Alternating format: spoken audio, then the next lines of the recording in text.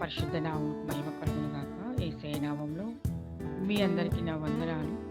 యేసుక్రీస్తు ప్రభువు మహాకృపను బట్టి మరొక మంగళవారం దినం స్త్రీలముగా అనేకుల నిమిత్తం విజ్ఞాపన చేయడానికి, నశించిపోయే ఆత్మల పట్ల భారం కలిగి వారి రక్షణార్థం దేవుని సన్నిధిలో మొరపెట్టుకోవడానికి, దేశ క్షేమం కొరకు ప్రార్థించడానికి యేసుక్రీస్తు ప్రభువు మనకిచ్చినటువంటి గొప్ప అవకాశం. ఈ దినమున మనం ధ్యానించేటువంటి వాక్య భాగము సమూయేలు రెండవ గ్రంథము 20వ అధ్యాయము 16వ వచనం నుండి గమనించినట్లయితే, అప్పుడు యుక్తి గల ఒక స్త్రీ ప్రాకారము ఎక్కి, ఓహో, ఆలకించుడి, ఆలకించుడి, నేను అతనితో మాట్లాడునట్లు యోవాబుని ఇక్కడికి రమ్మని చెప్పుడని కేక వేయగా, యోవాబు ఆమె దగ్గరకు వచ్చెను. అంతటా ఆమె, యోవా యోవాబువు నీవేనా అని అతనినడగగా అతడు నేనే అనెను. అందుకామె, నీ దాసురాలినగు నేను నీతో మాట్లాడుదునా అని అడగగా అతడు మాట్లాడవచ్చనెను. మహాపరిశుద్ధుడైన తండ్రి, ప్రేమంటి యేసయ్య, వాక్య భాగం ద్వారా మాతో మాట్లాడండి. వాక్యములో ఉన్న సత్యములను గ్రహించున్నట్లుగా నీ కృపను మాకు అనుగ్రహించమని వినువారును గ్రహించుటకు నీ ఆత్మ సహాయం దయచేయండి. యేసునామమున అడుగుచున్నాం తండ్రి, ఆమెన్. ఈ దినమున మనం ధ్యానించేటువంటి స్త్రీ అబేల్ బెత్ మయకా పట్టణమునకు చెందినటువంటి స్త్రీ గురించి మనం ధ్యానిస్తున్నాం. ఈమె ప్రాకారము మీదికి ఎక్కి, ఓహో, ఆలకించుడి, ఆలకించుడి, నేను అతనితో మాట్లాడినట్లు యోవాబును ఇక్కడికి రమ్మని చెప్పుడని కేక వేయగా, యోవాబు ఆమె యొద్దకు వచ్చెను. ఈమె ఎందుకు ప్రాకారం మీదకి ఎక్కింది? మరి అక్కడ ప్రజలందరూ సమకూడారు. యోవాబును పిలవమని కేక వేసింది. యోవాబు ఆమె యొద్దకి వచ్చాడు. ఈ యోవాబు ఎవరు అనంటే, 20వ అధ్యాయము 23వ వచనంలో, యోవాబు ఇశ్రాయేలు దండు వారికి అధిపతి అయి ఉండెను. ఇశ్రాయేళ్లకు సైన్యాధిపతి యోవాబు. యెరూషలేము పట్టణమునకు రాజైనటువంటి దావీదు మహారాజు కాలములో యోవాబు సైన్యాధిపతి. ఎందుకు యోవాబుని ఆ స్త్రీ పిలిచింది అనంటే, యోవాబు అబేల్ బెత్ మయకా పట్టణమును ముట్టడించాడు. ముట్టడించి ఆ ప్రాకారపు గోడను పడగొడుతున్నప్పుడు ఈ స్త్రీ ప్రాకారం మీదకెక్కి యోవాబుతో మాట్లాడడానికి పిలిచింది. ఓహో, ఆలకించుడి, ఆలకించుడి, నేను అతనితో మాట్లాడినట్లు యోవాబుని ఇక్కడికి రమ్మని చెప్పుడని కేక వేయగా, యోవాబు ఆమె దగ్గరకు వచ్చెను. అంతటా ఆమె, యోవాబువు నీవేనా అని అతన్ని అడగగా అతడు నేనే అనెను.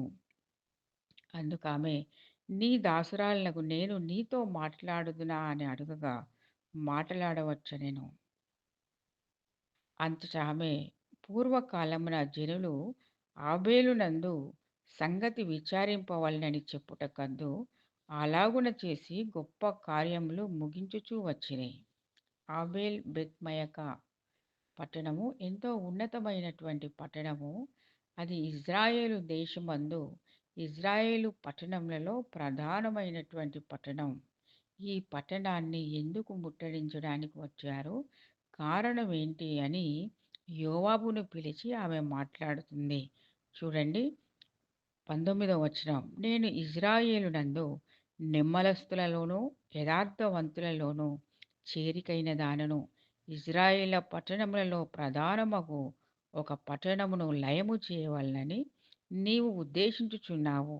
యెహోవా స్వాస్థ్యమును నీవెందుకు నిర్మూలము చేయదు అని చెప్పగా, చూడండి, ఇక్కడ ఆ స్త్రీ యోవాబుతో మాట్లాడుతుంది. నేను ఇజ్రాయేలునందు నిమ్మలస్తులలోనూ యథార్థవంతులలోనూ చేరికైన దానను. ఇజ్రాయేల పట్టణములో ప్రధానమగు ఒక పట్టణం అబేల్ బెత్ మయకా పట్టణము ఎంతో ఉన్నతమైనటువంటి పట్టణం. అది ప్రధానమైనటువంటి పట్టణం. ఎందుకని ఈ పట్టణాన్ని నిర్మూలం చేయడానికి వచ్చారు? ఎందుకని ఈ పట్టణాన్ని లయపరచడానికి వచ్చారు? ఒకప్పుడు పూర్వము ఈ పట్టణము, మరి ఇజ్రాయేల ప్రధానులు, అధిపతులు ఇక్కడ కూర్చొని సంగతిని విచారించుట కద్దు. ఏదైనా ఒక నిర్ణయం చేసుకోవాలన్నా, ఏదైనా ఒక సంగతి విచారించాలన్నా, అవేలునందు ప్రధానులు కూర్చొని, అధిపతులు కూర్చొని, ఒక నిర్ణయానికి, ఒక ముగింపుకు వచ్చేటువంటి వారు ఈ పట్టణము ఇజ్రాయేలీల పట్టణముల్లో, యెరూషలేము పట్టణములలో ఎంతో ప్రాముఖ్యమైన పట్టణం. అటువంటి పట్టణమును ఎందుకు నీవు లయపరుచుచున్నావు అని ఆ ఆ యుక్తి కలిగినటువంటి స్త్రీ యోవాబుతో మాట్లాడుతుంది. చూడండి, ద్వితీయోపదేశ కాండము 20వ అధ్యాయము 10వ వచనములో మోషే ధర్మశాస్త్రమందు ఇజ్రాయేళ్లకు తెలియజేసినటువంటి విషయాలేంటంటే, ఒక దేశం మీదకి యుద్ధానికి వెళ్ళేటప్పుడు తీసుకోవలసినటువంటి ప్రత్యేకతలు, జాగ్రత్తలు ఏంటంటే, చూడండి, యుద్ధము చేయుటకు మీరొక పురం మీదికి సమీపించినప్పుడు సమాధానము నిమిత్తము రాయబారమును పంపవలెను. సమాధానమని అది నీకు ఉత్తరం ఇచ్చి గుమ్మములను తెరచిన ఎడల దానిలోనున్న జనులందరూ నీకు పన్ను చెల్లించి నీ దాసులగుదురు. అది మీతో సమాధాన పడక యుద్ధమే మంచిదని ఎంచిన ఎడల దాన్ని ముట్టడి వేయుడి.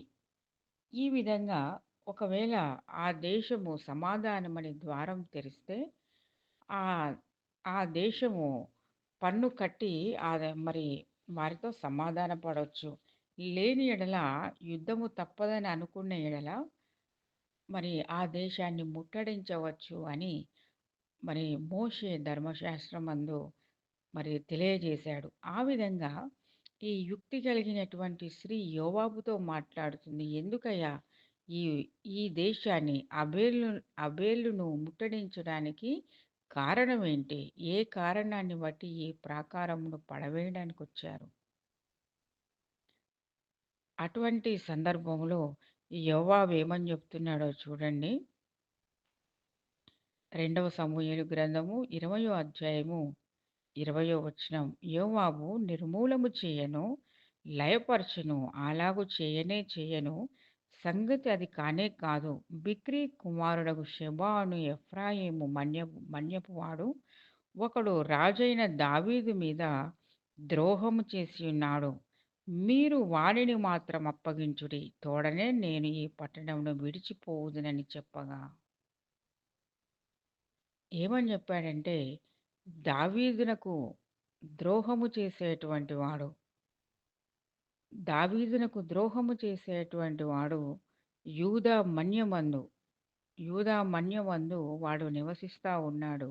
ఎఫ్రాయిము మన్యపు వాడు ఒకడు రాజైన దావీదు మీద ద్రోహము చేసి ఉన్నాడు. మీరు వానిని మాత్రం అప్పగించండి. దావీదు మీద ద్రోహము చేసి ఉన్నాడు కనుక వాడిని మరి మేము తరుముకుంటూ వచ్చాం. వాడు ఆ వేలునందు తలదాచుకున్నాడు. వాడి నిమిత్తం ఈ పట్టణాన్ని మేము నాశనం చేయడానికి వచ్చాం. చూడండి, 20వ అధ్యాయము మొదటి వచనం చూసినట్లయితే, బెన్యామీనీయుడగు బిక్రీ కుమారుడైన షెబాయను పనికి మాలిన వాడచ్చట ఉండెను. చూసారా? బెన్యామీనీయుడగు బిక్రీ కుమారుడైన షెబాయను పనికి మాలినవాడు. పనికి మాలినటువంటి వాడని ఇక్కడ వ్రాయబడి ఉంది. మంచిని చెడగొట్టేటువంటి వాడు, దేశద్రోహి, దేశానికి హాని చేసేటువంటి వాడు, పనికిమాలిన పనులు చేసేవాడు, ఆలోచనలను తప్పుదారి పట్టించేటువంటి వాడు,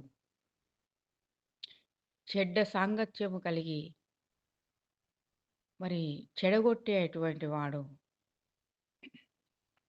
చూడండి, వాడు దావీదునందు మాకు భాగం లేదు, యెషయి కుమారునియందు మనకు స్వాస్థ్యం ఎంత మాత్రమును లేదు. ఇజ్రాయేలీయులారా, మీరందరూ మీ మీ గుడారములకు పొండని బాకా ఊది ప్రకటన చేయగా, ఇజ్రాయేలు వారందరూ దావీదును విడిచి బిక్రీ కుమారుడైన షెబాను వెంబడించిరి. చూసారా ఏ విధంగా ప్రజలను తప్పుదారి పట్టిస్తున్నాడు పనికిమాలినవాడు, దేశద్రోహి, రాజుకు విరోధంగా ప్రజలను సమకూర్చుకుంటున్నాడు. రాజ్యాన్ని రెండుగా చీలగొట్టాలని ప్రయత్నం చేసేటువంటి వాడు, రాజుకు విరోధంగా మనుషులను పోగు చేసుకొని పనికిమాలినటువంటి పనులు చేసేవాడిని ఇజ్రాయేలీయులు వెంబడిస్తున్నారు. ఒకప్పుడు ఇజ్రాయేలు ఫిలిస్తీన్లకు భయపడి ఫిలిస్తీయులకు ఫిలిస్తీయుడైనటువంటి గొల్యాతు ఇజ్రాయేళ్ల మీద సవాలు విసురుతున్నాడు. ఎవరు నన్ను జయిస్తారో వారికి మేము దాసులమైతాం. ఒకవేళ మీరు ఓడిపోతే మీరు మాకు దాసులుగండి అన్నప్పుడు ఒక్కళ్ళు గూడా ధైర్యం చేయలేకపోయారు. అటువంటి పరిస్థితుల్లో దావీదు గొర్రెలు గాసుకునేటువంటి దావీదు, దేవుని ఆత్మను కలిగినటువంటి దావీదు గొల్యాతును చంపినప్పుడు ఇజ్రాయేలు జయం పొందుకున్నారు. ఈ విధంగా రాజైనటువంటి దావీదు మీద తిరుగుబాటు చేయడానికి దావీదు మీద తిరుగుబాటు చేయడానికి ఉరి ఒడ్డాడు ఈ పనికిమాలిన వాడు షెబ. అయితే వీడు ఇజ్రాయేలును చెడగొడుతున్నాడు. కాబట్టి దావీదునకు ద్రోహము చేసిన వాడు మీ దేశంలో జొచ్చి ఉన్నాడు. కాబట్టి ఈ దేశాన్ని లయపరచడానికి మేమొచ్చామని అతను సమాధానమిస్తున్నాడు. యోవాబు ఆమెతో మాట్లాడుతున్నాడు. చూడండి ఇంకా 20వ అధ్యాయము 2వ వచనంలో ఇజ్రాయేలు వారందరూ దావీదును విడిచి బిక్రీ కుమారుడైన షెబాను వెంబడించిరి. అయితే యోర్దాను నది నుండి యెరూషలేము వరకు యూదావారు రాజును హత్తుకొనిరి. యేసయ్య పరిశుద్ధ నామమునకు మహిమ కలుగును గాక. దావీదును హత్తుకొని ఉన్నారు. యోర్దాను నది నుండి యెరూషలేము వరకు యూదావారు రాజును హత్తుకొనిరి. దావీదు యెరూషలేములోనికి తన నగరికి వచ్చి అక్కడున్నటువంటి మరి ప్రజలందరినీ ఆయన చూసుకుంటూ యూదా వారందరూ అతనికి సహకారులుగా వండుకుంటూ రాజుకు లోబడి ఉన్నటువంటి వారు. అయితే దావీదు మరి షెబా విషయంలో మరి ఒక ఆలోచన చెప్పాడు యోవాబుతో. చూడండి 6వ వచనంలో దావీదు అబీషైని పిలువనంపి బిక్రీ కుమారుడైన షెబా అబ్షాలోము కంటే మనకు ఎక్కువ కీడు చేయును. వాడు ప్రాకారము గల పట్టణములలో జొచ్చి మనకు దొరకకపోవునేమో గనుక నీవు నీ ఏలిన వాని సేవకులను వెంటబెట్టుకొని పోయి వాడిని తరిమి పట్టుకొనుమని ఆజ్ఞాపించెను. వీడెటువంటి వాడంటే అబ్షాలోము కంటే మనకు ఎక్కువ కీడు చేయును. అబ్షాలోము దావీదు యొక్క కుమారుడు. అబ్షాలోము కంటే ఎక్కువ కీడు చేయును షెబా. కాబట్టి వీడిని తరిమి పట్టుకోండి. ప్రాకారములు గల పట్టణములలోకి చొచ్చి వీడు తప్పించుకొని తిరుగుతా ఉన్నాడు. వీని ద్వారా మన దేశానికి హాని ఉంది. అబ్షాలోము చేసిన హాని, అబ్షాలోము చేసిన కీడు ఇప్పటి వరకు మర్చిపోలేనటువంటిది. ఏం చేశాడు అబ్షాలోము అంటే చూడండి 2వ సమూయేలు గ్రంథము 15వ అధ్యాయము మొదటి నుండి గమనించినట్లయితే అబ్షాలోము ఒక రథమును గుర్రమును సిద్ధపరిచి తన ఎదుట పరిగెత్తుటకై 70 మంది బంటులను ఏర్పరచుకొనెను. ఉదయముననే లేచి బయలుదేరి పట్టణము యొక్క గుమ్మపు మార్గమందు ఒక తట్టున నిలిచి రాజు చేత తీర్పు నొందుటకై వ్యాజ్యమాడు వారెవరైనను వచ్చి ఉండగా కనిపెట్టి వారిని పిలిచి నీవు ఏ ఊరి వాడవని అడుగుచుండెను. నీ దాసుడనైన నేను ఇజ్రాయేళ్ల గోత్రములలో ఫలాని దానికి చేరిన వాడనని వాడు చెప్పగా అబ్షాలోము నీ వ్యాజ్యము సరిగాను న్యాయముగాను ఉన్నది గాని దాన్ని విచారించుటకై నియమింపబడిన వాడు రాజునుద్ద ఒకడును లేడని చెప్పి నేను ఈ దేశమునకు న్యాయాధిపతి అయి ఉండుట ఎంత మేలు. అప్పుడు వ్యాజ్యమాడు వారు నా యొద్దకు వత్తురు. నేను వారికి న్యాయం తీర్చుదునని చెప్పుచూ వచ్చెను. ఈ విధంగా రాజు యొద్దకు వచ్చినటువంటి న్యాయం కొరకు వచ్చినటువంటి వారిని మరి అబ్షాలోము ఏమంటున్నాడంటే ఇక్కడ న్యాయం తీర్చేటువంటి వారు లేరు. తీర్పు తీర్చేటువంటి వారు లేరు. ఇక్కడ నేనే ఒక న్యాయాధిపతినై ఉండి మీకు న్యాయం తీర్చేవాడినైతే ఎంత బాగుండు అని ప్రజలను ముద్దు పెట్టుకొనుచు చూడండి 5వ వచనం మరియు తనకు నమస్కారము చేయుటకై ఎవడైనను తన దాపునకు వచ్చినప్పుడు అతడు తన చెయ్యి చాపి అతన్ని పట్టుకొని ముద్దు పెట్టుకొనుచు వచ్చెను. తీర్పు నొందుటకై రాజునొద్దకు వచ్చిన ఇజ్రాయేలుకందరికి అబ్షాలోము ఈ ప్రకారం చేసి ఇజ్రాయేలునందరినీ తన తట్టు త్రిప్పుకొనెను. రాజు వైపు నుండి కాకుండా తన వైపు త్రిప్పుకుంటా ఉన్నాడు. రాజు యొద్దకొచ్చినటువంటి వారిని నీవు ఏ గోత్రానికి చెందినవాడవు? ఏ ప్రాంతానికి చెందినటువంటి వాడవు? నేను నీకు న్యాయము తీరుస్తా. ఇక్కడ న్యాయము తీర్చేవారెవరు కూడా లేరు రాజు దగ్గర అని వారి చేతిని ముద్దు పెట్టుకొనుచు వారిని తన వైపు త్రిప్పుకుంటా ఉన్నాడు. చూడండి. అదే 15వ అధ్యాయము 15వ వచనంలో ఇజ్రాయేలు అబ్షాలోము పక్షం వహించుటని దావీదునకు వర్తమానము రాగా, దావీదు యెరూషలేమునందున్న తన సేవకులకందరికీ ఇలాగ ఆజ్ఞ ఇచ్చెను. అబ్షాలోము చేతిలో నుండి మనము తప్పించుకొని రక్షణ నొందలేము. మనము పారిపోదాము రండి. అతడు హఠాత్తుగా వచ్చి మనలను పట్టుకొనకను, మనకు కీడు చేయకను, పట్టణమును కత్తివాత హతము చేయకను ఉండునట్లు మనము త్వరగా వెళ్ళిపోదాము రండి. యుద్ధశూరుడు, బలశూరుడైనటువంటి దావీదు మాట్లాడే మాటలేవి. అబ్షాలోము దగ్గర నుండి మనం పారిపోదాం. ఎప్పుడొచ్చి మన మీద పడతాడో తెలియదు. హఠాత్తుగా మన మీద పడి మరి కత్తివాత హతము చేయబడకుండానట్లు మనం పారిపోదాం రండి. గొల్యాతును చంపినటువంటి దావీదు అబ్షాలోము దగ్గర నుండి పారిపోదాం అంటున్నాడు. ఎందుకంటే అబ్షాలోమును చంపలేక కాదు, అబ్షాలోమును జయించలేక కాదు, కానీ అబ్షాలోముని చంపాలంటే అబ్షాలోము తన కుమారుడు. తన కుమారుడికి హాని చేయడం దావీదుకి ఇష్టం లేదు. కాబట్టి అబ్షాలోమునకు దూరంగా పారిపోదాం రండి. యుద్ధము జరిగితే యుద్ధములో అబ్షాలోము చనిపోతాడు. అబ్షాలోము చనిపోవడం తండ్రికి ఇష్టం లేదు. చూడండి తండ్రి యొక్క ప్రేమ. ఈ విధంగా మరి ప్రజలను తన తట్టు త్రిప్పుకుంటూ రాజ్యములో తండ్రికి విరోధంగా చేస్తున్నటువంటి అబ్షాలోము యుద్ధానికి సిద్ధపడ్డారు. యుద్ధము జరుగుతుంది. అబ్షాలోము మరి సైన్యాధిపతులకు ఆజ్ఞాపించాడు, అబ్షాలోముని చంపకండి. మరి జరిగేదే విరోధం ఎవరికి? అబ్షాలోము. అబ్షాలోమును చంపితే యుద్ధం ఆగిపోద్ది. కానీ తండ్రి ఏమని చెప్తున్నాడంటే అబ్షాలోముని చంపొద్దు అని. యుద్ధం తీవ్రతరం అయిపోయింది. అబ్షాలోము పక్షంగా ఉన్నటువంటి వారంతా ఓడిపోయి పారిపోతున్నారు. అబ్షాలోము కూడా పారిపోతున్నప్పుడు అబ్షాలోము చాలా అందమైనటువంటి వాడు. అరికాలు మొదలుకొని నడినెత్తి వరకు ఏ వంక అయినను, ఏ మచ్చైనను, ఎటువంటి మరి ఆయన అందానికి ఏ విధమైన మరి అడ్డనేది లేదు. అంత సౌందర్యం కలిగినటువంటి వాడు. అబ్షాలోము పారిపోతున్నప్పుడు తనకు కలిగి ఉన్నటువంటి మరి పొడవైనటువంటి జుట్టు మస్తకి వృక్షానికి చిక్కుకొని పోయింది. కంచెర గాడిద మీద కూర్చున్నాడు. మరి మస్తకి వృక్షమునకు తన తల వెంట్రుకలు చిక్కుకున్నప్పుడు తను దేని మీదైతే కూర్చున్నాడో ఆ కంచెర గాడిద వెళ్ళిపోయింది. చెట్టుకు వేలాడుతా ఉన్నాడు. రాజు ఆజ్ఞాపించాడు ఎవరిని చంపొద్దు, అబ్షాలోముని చంపొద్దని.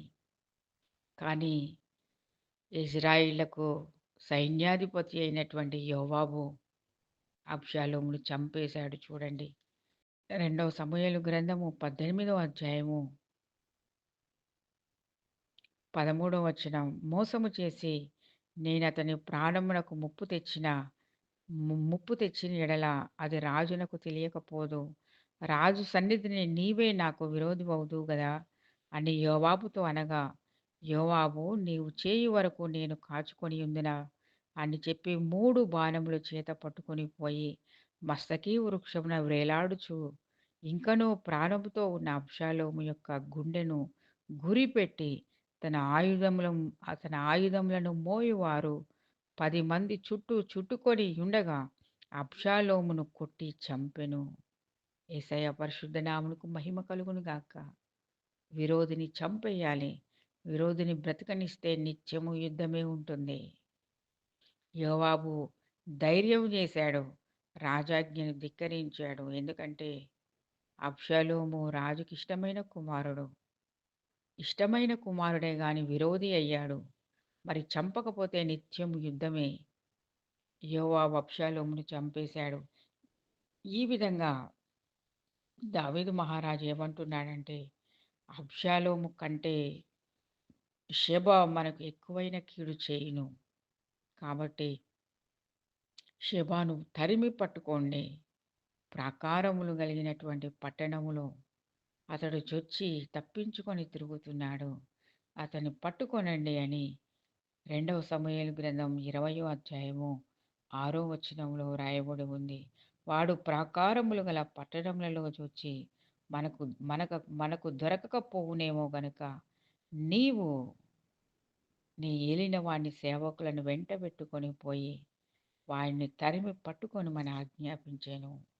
అందుకే అమ్మా ఈ దేశం మీదకి యుద్ధానికొచ్చాం. అందుకే ఈ దేశాన్ని ముట్టడించాం. ఆబేల్ బెత్మయక ఈ పట్టణం ఉన్నతమైన పట్టణం.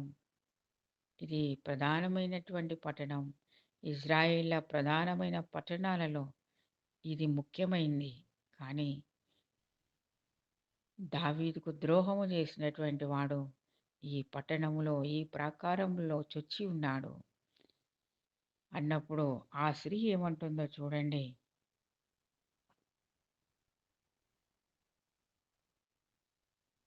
20వ వచనం, 20వ అధ్యాయము 20వ వచనం. యోవాబు నిర్మూలము చేయను, లయపరచును, అలాగు చేయను. సంగతి అది కానే కాదు. బిక్రీ కుమారుడైన షెబాను ఎఫ్రాయిము మన్యపు వాడు ఒకడు రాజైన దావీదు మీద ద్రోహము చేసి ఉన్నాడు. మీరు వానిని మాత్రం అప్పగించుడి, తోడనే నేను ఈ పట్టణమును విడిచిపోదునని చెప్పగా ఆమె యోవాబుతో చిత్తము, వాని తల ప్రాకారం పై నుండి పడవేయబడునని చెప్పి పోయి యేసయ్య పరిశుద్ధ నామమునకు మహిమ కలుగునుగాక.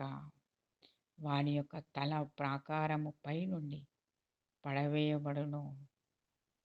చూడండి, పట్టణాన్ని కాపాడుకున్నటువంటి స్త్రీ, జ్ఞానం కలిగినటువంటి స్త్రీ, తెలివి కలిగినటువంటి స్త్రీ ఒక్కడిని బట్టి పట్టణమంతా నాశనం కాకుండా, ఒక్కడిని బట్టి పట్టణము లయపరచబడకుండా, ఆ ద్రోహము చేసినటువంటి ఆ ద్రోహిని మాత్రం తల ఛేదించి తల ఛేదించి ప్రాకారము పై నుండి అవతలికి పడవేసింది. చిత్తము వాని తల ప్రాకారం పై నుండి పడవేయబడునని చెప్పిపోయి 22వ వచనం. తాను యోవాబుతో పలికిన యుక్తిగల మాటలను జనులందరికీ తెలియజేయగా వారు బిక్రీ కుమారుడగు షెబా యొక్క తలను ఛేదించి యోవాబు దగ్గర దాన్ని పడవేసిరి. ఈ విధంగా పట్టణాన్ని కాపాడుకున్నటువంటి స్త్రీ యేసుప్రభు చెప్పాడు. యేసుప్రభు ఏమని చెప్పాడంటే, చూడండి, మత్తయి సువార్త 5వ అధ్యాయము 29వ వచనం. నీ కుడి కన్ను నిన్ను అభ్యంతరపరిచిన యెడల దాన్ని పెరికి నీ యొద్ద నుండి పారవేయము. నీ దేహమంతయు నరకంలో పడకుండా నీ అవయవములలో ఒకటి నశించుట నీకు ప్రయోజనము కదా. చూసారా, నీ కన్ను నిన్ను అభ్యంతరపరిస్తే నీ కన్ను ద్వారా మరి నీ దేహమంతా కూడా అపవిత్రపరచబడుతుంది కదా. నీ కన్ను నిన్ను అభ్యంతరపరిస్తే దాన్ని పెరికి నీ యొద్ద నుండి పారవేయము. నీ దేహమంతయు నరకంలో పడవేయబడకుండా నీ అవయవములలో ఒకటి నశించుట నీకు ప్రయోజనకరం కదా. నీ కుడి చెయ్యి నిన్ను అభ్యంతరపరిచిన యెడల దాన్ని నరికి నీ యొద్ద నుండి పారవేయము. నీ దేహమంతయు నరకంలో పడవేయబడకుండా నీ అవయవముల్లో ఒకటి నశించుట నీకు ప్రయోజనకరం కదా.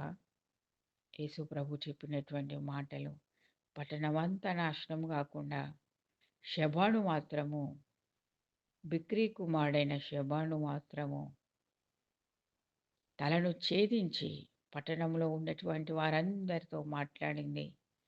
నిమ్మలము కలిగినటువంటి స్త్రీ, యథార్థత కలిగినటువంటి స్త్రీ పట్టణంలో ఉన్నటువంటి వారితో మాట్లాడి, పట్టణంలో ఉన్న వారితో, వారి పెద్దలతో మాట్లాడి, వీడిని బట్టి మన పట్టణం నాశనమైపోద్ది కనుక వీడిని చంపి వీడి తలను ఛేదించి ప్రాకారము బయటికి పడేద్దాం అన్నప్పుడు వారందరూ కూడా ఒప్పుకున్నారు.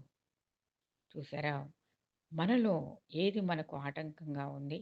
పరలోక రాజ్యానికి చేరకుండా, దేవుని యొద్దకు చేరకుండా, దేవుని బిడ్డగా ఉండకుండా చేసేటువంటి చెడు ఆలోచనలు, చెడు ప్రవర్తన, ఎటువంటి వ్యసనం మనకు హానికరమైంది.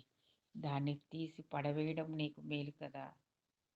దానిని బట్టి నీవు నరకంలో పడవేయబడకుండా, నీవు నశించకుండా మరి రక్షించబడతావు గదా! యేసు ప్రభు చెప్పినటువంటి మాట చూడండి. అదే మత్తయి సువార్త 6వ అధ్యాయము 22వ వచనం. దేహమునకు దీపము కన్నే గనుక నీ కన్ను తేటగా ఉండిన యెడల నీ దేహమంతయు వెలుగుమయమై ఉండును.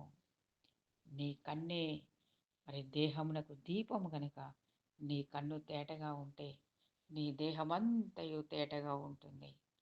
ఈ విధంగా మరి అపవిత్రమైనటువంటి వాటిని మనలో నుండి తీసివేయాలి. యుక్తి కలిగినటువంటి స్త్రీ ఏ విధంగా పట్టణములో నుండి ఆ దుష్టుడైనటువంటి ఆ ద్రోహి అయినటువంటి శబాను తలను ఛేదించి బయటకు పాడవేశారో అదేవిధంగా మన జీవితంలో ఉన్నటువంటి చెడును మనం తీసి పారేయాలి. చూడండి, మార్కు సువార్త 7వ అధ్యాయము 21 లోపల నుండి అనగా మనుషుల హృదయంలో నుండి దురాలోచనలు, జారత్వము, దొంగతనము, నరహత్యలు, వ్యభిచారములు, లోభములు, చెడుతనములు, కృత్రిమములు, కామవికారములు, మత్సరము, దేవదూషణ, అహంకారము, అహంభావము, అవివేకము వచ్చును. ఈ చెడ్డవన్నీ లోపల నుండి బయలు వెళ్ళి మనుషుని అపవిత్రపరచునని ఆయన చెప్పాను. ఈ అపవిత్రపరిచేవి మన హృదయంలో ఉన్నట్లయితే మనం కూడా నశించిపోతాం. కాబట్టి ఏదైతే మన హృదయంలో మన దేహాన్ని పాడు చేస్తుందో, మన ఆలోచనలను పాడు చేస్తుందో, మన హృదయాన్ని పాడు చేస్తుందో, దేవుని యొద్దకు రాకుండా ఏది మనల్ని ఆటంకపరుస్తుందో దాన్ని పెరికివేద్దాం, దాన్ని తీసేసుకుందాం.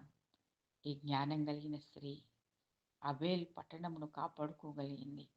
అబేల్ బెత్ మయక పట్టణమును కాపాడుకుంది. యుక్తి కలిగినటువంటి స్త్రీ, నిమ్మలమైనటువంటి స్త్రీ, మరి జ్ఞానం కలిగినటువంటి స్త్రీ తన పట్టణము నాశనము కాకుండా కాపాడుకుంది. దావీదు కూడా గ్రహించాడు. అబ్షాలోము చేసినటువంటి కీడు కంటే అధికమైన కీడు వీడి ద్వారా ఉంది. వీడిని పట్టుకోండి, వీడిని వెతికి పట్టుకోండి. ప్రాకారములలో చొచ్చుకొని దాక్కొని తిరుగుతూ ఉన్నాడు. మనకు తెలియకుండా దేవునికి విరోధమైన కార్యాలు, మన రహస్యమైనటువంటి పాపాలు మనం విడిచిపెట్టాలి. దేవునికి విరోధమైన కార్యాలు మన హృదయంలో ఉన్నట్లయితే నశించిపోతాం. దేవునికి విరోధమైనవి మన జీవితంలో ఉన్నట్లయితే దేవుని రాజ్యంలోకి మనం ప్రవేశించలేం అని మనం జ్ఞాపకం చేసుకోవాలి. మనం గ్రహించుకోవాలి. దేవునికి ఆయాసకరమైన మార్గములు మన జీవితంలో ఏమైనా ఉన్నాయా? దాక్కొని ఉన్నాయా? ఎవరికి కనబడట్లేదు అనుకుంటున్నావా? మన హృదయంలో మనకు తెలవకుండా మన తలంపులలో, ఆలోచనలలో, హృదయములలో మరి విడిచిపెట్టలేనివి మనుషులకి కనబడట్లేదు. నేను చేసేది మనుషులు ఎవరికి తెలియదు అనుకుంటున్నావా? హృదయములను, అంతరంగములను ఎరిగినటువంటి దేవుడు ఈ దినమున మరి నీతోనూ నాతోనూ మాట్లాడుతున్నాడు. బెన్యామీనీయుడగు బిక్రీ కుమారుడైనటువంటి మరి షెబ పనికి మాలినటువంటి వాడు. మన జీవితంలో ఏదైనా పనికి మాలింది ఉన్నట్లయితే దాన్ని విడిచిపెట్టేద్దాం. ఈ రోజున దాన్ని విడిచిపెట్టేద్దాం. అప్పుడు పట్టణం కాపాడబడుతుంది, దేశం కాపాడబడుతుంది, మన జీవితాలు కాపాడబడతాయి. దేవుని రాజ్యంలోకి మనం ప్రవేశిస్తాం. ఆయన రాజ్యములు ఆయనతో పాటు నివాసం ఉంటాం.